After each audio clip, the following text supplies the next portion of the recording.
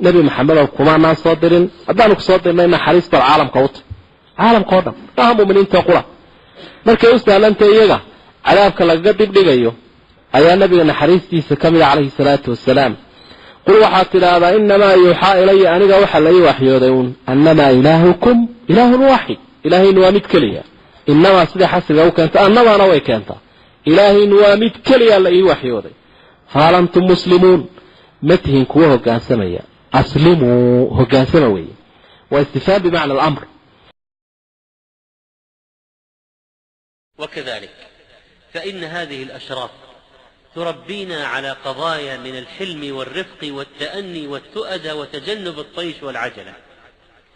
قال عبد الله بن مسعود رضي الله عنه إنه ستكون هناك أمور مشبهات فعليك بالتؤدة فتكون تابعا في الخير خير من أن تكون رأسا في الشر. قال حفص بن غياث قلت لسفيان الثوري يا أبا عبد الله إن الناس قد أكثروا في المهدي فما تقول فيه؟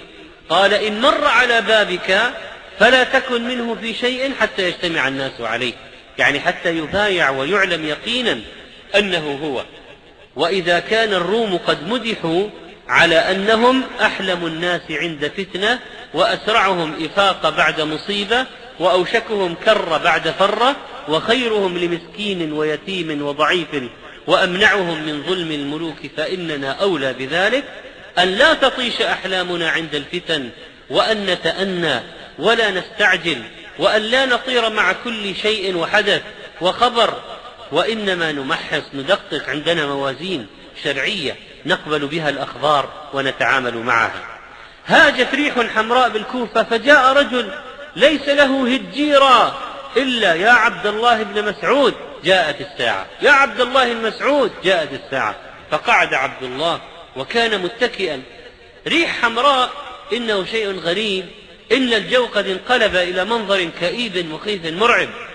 هذا الرجل ظن الساعة قد قامت، لكن عبد الله مسعود العالم يعلم أن الساعة ليس هذا وقتها، فقال إن الساعة لا تقوم حتى لا يقسم ميراث ولا يفرح بغنيمة، ثم قال بيده هكذا ونحاها نحو الشام وقال عدو يجمعون لأهل الإسلام ويجمع لهم أهل الإسلام. قلت الروم تعني؟ قال نعم. وهكذا أخبرهم عن ملحمة كبيرة ستقع قبل قيام الساعة، وبما أنها لم تقع في ذلك الوقت إذن ليس الآن تقوم الساعة، إنها ستقوم نعم ولكن بعد حين. كيف عرف؟ بعلمه. والآخر كيف ظن أن هذه الساعة؟ بجهله. كذلك فإن هذه الأمور التي أخبرنا الله ورسوله عنها تربي فينا أداء واجب الوقت.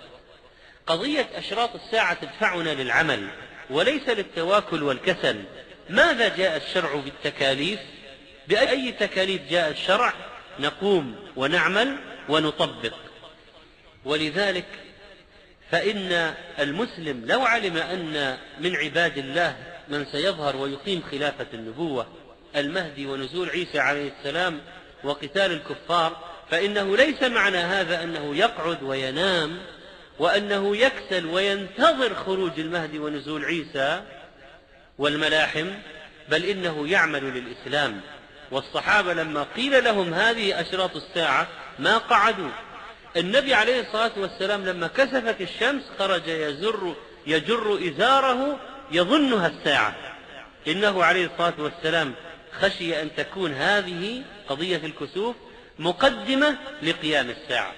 نحن لا نعطل السنن والأسباب بحجة انتظار المهدي، ولا نسقط النصوص التي يتطرق إليها الاحتمال على واقع معين إلا بعد انقضائها وحدوثها، فعند ذلك نعلم أنها هي لا نتعجل.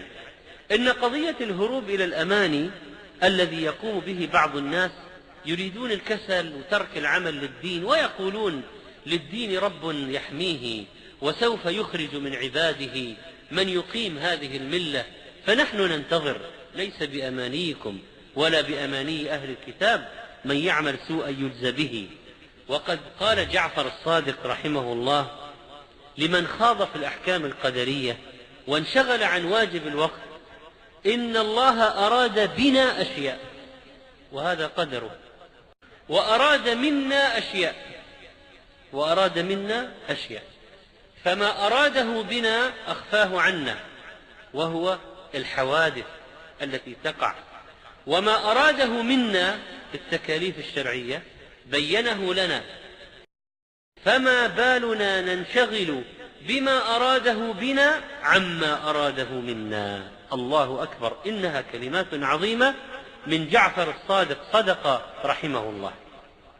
إذن بعض الناس ينشغلون بهذه الأخبار عن العمل، ويبقون يفكرون في قضايا الغيب المذكورة هذه ولا يعملون، وكأن القضية عندهم أن المطلوب هو انتظار حدوث هذه الأشراط شرطا بعد شرط دون العمل لهذا الدين. إن هذه القضية لا يمكن أن يكون المسلم الجاد فيها، وإنما هو يعمل لهذا الدين، يعمل للإسلام مهما كانت الظروف والأحوال.